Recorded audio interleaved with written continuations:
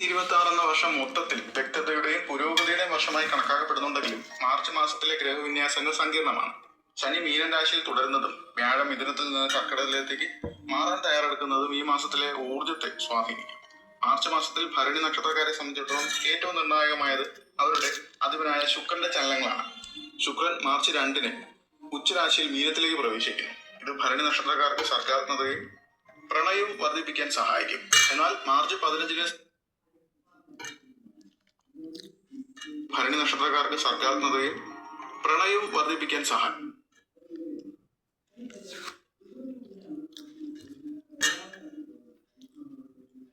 ചലനങ്ങളാണ്. ശുക്രൻ മാർച്ച് 2-ന് ഉച്ചരാശിയിൽ മീനത്തിലേക്ക് പ്രവേശിക്കുന്നു. ഇത് ഭരണി നക്ഷത്രക്കാർക്ക് സർഗാത്മകതയും പ്രണയവും വർദ്ധിപ്പിക്കാൻ സഹായിക്കും. എന്നാൽ മാർച്ച് 15-ന് ഭരണി നക്ഷത്രക്കാർക്ക് സർഗാത്മകതയും പ്രണയവും വർദ്ധിപ്പിക്കാൻ സഹായിക്കും. എന്നാൽ മാർച്ച് 15-ന് സൂര്യൻ മീനത്തിലേക്ക്